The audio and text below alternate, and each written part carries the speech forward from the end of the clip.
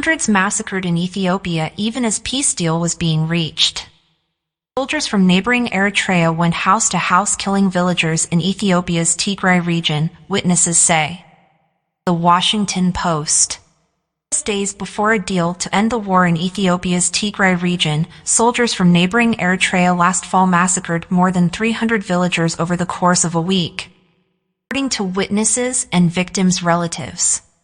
Eritrean forces, allied with Ethiopian government troops, had been angered by a recent battlefield defeat and took their revenge in at least 10 villages east of the town of Adwa during the week before the November 2nd peace deal, witnesses said, providing accounts horrifying even by the standards of a conflict defined by mass killings of civilians. Massacres, which have not been previously reported outside the Tigray region, were described in interviews with 22 relatives of the dead, including 15 who witnessed the killings or their immediate aftermath.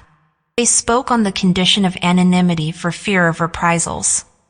Survivors are only now willing to talk. As long as Eritrean troops remained close by, villagers were cowed into silence.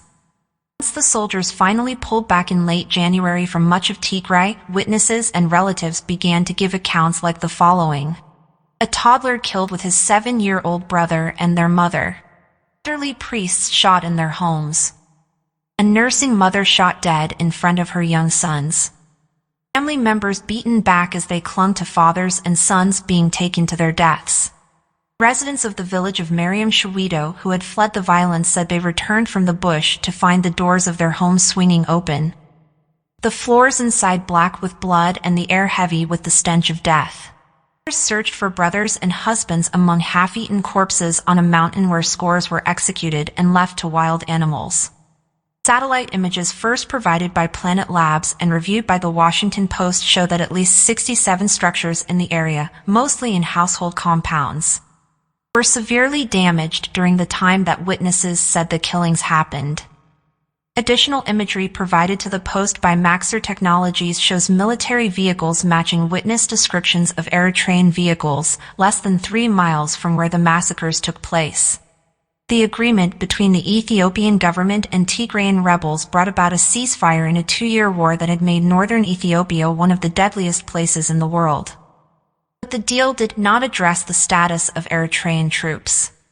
Neither the Ethiopian nor Eritrean government has made any public statement on how Eritrean soldiers who perpetrated mass killings like the most recent one near Adwa could be brought to justice. The UN International Commission of Human Rights Experts, a separate body, also documented war crimes by all sides and said the government and its allies have committed crimes against humanity. In January, the Ethiopian government asked the United States to support its bid to terminate the commission, calling its work highly politicized. Eritrea, a heavily militarized one-party state often dubbed the North Korea of Africa, has consistently denied committing war crimes. On February 9th, President Isaias Afwerki told a news conference that such allegations were fantasy, lies, and fabrication. Eritrean Information Minister Yemane Gebremeskel did not respond to requests for comment on the killings near Adwa. A senior official working with Ethiopia's Justice Ministry did not specifically address the killings but said it would be seeking public input around the country, including in 6 places in Tigray, on issues such as accountability and redress for abuses during the war. War arrives on their doorstep. The civil war erupted in November 2020 when Tigrayan fighters seized federal military bases across Ethiopia's northern region, claiming an attack by government forces was imminent. The Eritrean military entered the conflict almost immediately to help fight against its longtime enemy, the Tigray People's Liberation Front, TPLF. During 2 brutal years of fighting, the conflict largely passed by many of the tiny villages outside of the northern town of Adwa. But on the morning of October 25th, the war arrived on the doorstep of 92-year-old Gebre Mariam Naguse in the village of Mariam Shiweto. The Eritreans and Tigrayan forces had been fighting for days in the surrounding area. The Tigrayan troops had taken territory and inflicted heavy losses on their foes before abruptly pulling back, leaving civilians exposed to Eritrean troops, villagers said. "We were too close to the road," one of Gebre Mariam's relatives recounted bleakly. "We were the first house they came to. The Eritreans shot Gebre Mariam dead in the compound of his home. They also killed his son, 2 daughters, a son-in-law, daughter-in-law, and 15-year-old granddaughter, relatives and witnesses said. The daughter-in-law, Saj, had her 5-month-old baby on her back when the soldiers arrived, one relative said. Soldiers continued their slaughter deeper into the village, gunning down many people in or near their homes, witnesses and relatives said. The victims included 15-year-old Samson Jibriahans Lejas, who sold eggs to save up for the university, an elderly priest who was shot in the chest and discovered in his living room by his son clutching a cross, and another priest killed along with his son and grandson. The killing in Mariam's widow continued for 3 days as soldiers went house to house, witnesses said. At least 140 people were killed, according to a tally of names provided by survivors. While some men were killed with their families, others were taken, tied up and marched to a mountain called Gobo Saboria, where they were shot dead. When the soldiers came for a man named Hagos Jibrekanan, his 10-year-old son clung to him, crying, until the Eritreans pulled him off and took Hagos away, a witness said. One man said he was hiding on the mountain, but a group of soldiers found him. He was marched past groups of bodies with their hands bound behind their backs before he broke free and ran. He was shot but survived by tumbling into a ravine and hiding under some bushes, he said. He tried to stanch his bleeding for hours with his shirt while listening to the Eritrean soldiers, just above looking for signs he was still alive. Another man from Mariam's widow, in his 60s, said that 8 soldiers came into his house and demanded to know where his children were. When he said they were not home, they shot him and looted the house, down to the bedsheets.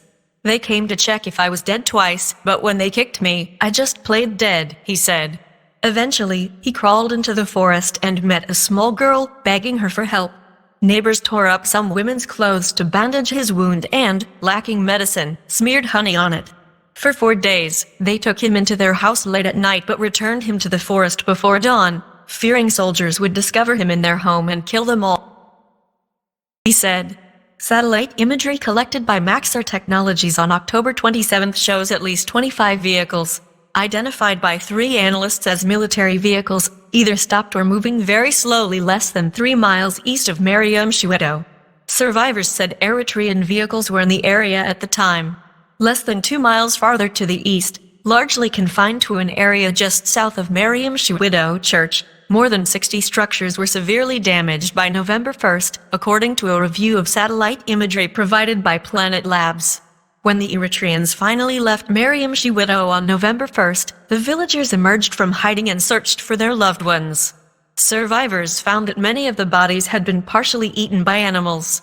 Some bodies still had faces, others had identity cards in their pockets. Others were just limbs. Yohannes Yabal, a taekwondo enthusiast who drove a motorcycle taxi, was seen being marched away. Only part of his body was found, a relative said. One woman said she lost her husband and 11 other relatives. When she discovered her husband in his distinctive white and gray shirt and coffee-colored trousers, it was so late in the afternoon that there wasn't enough time for a proper burial.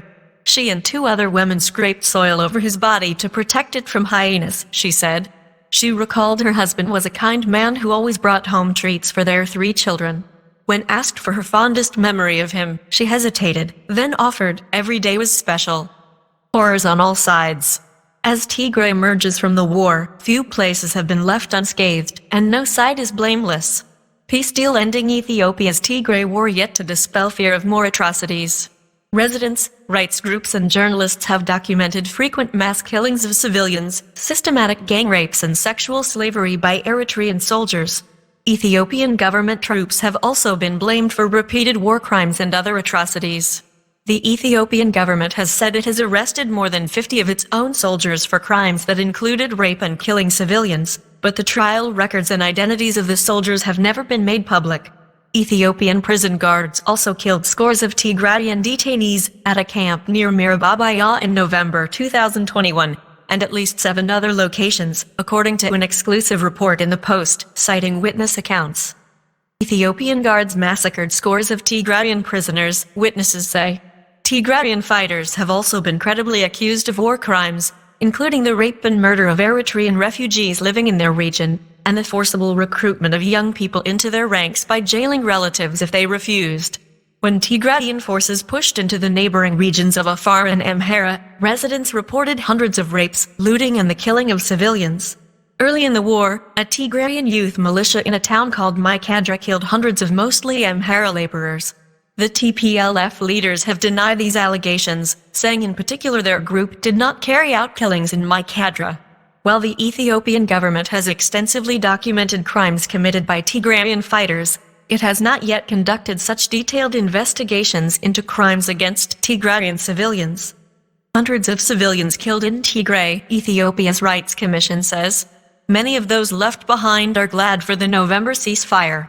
But survivors are living surrounded by the dead.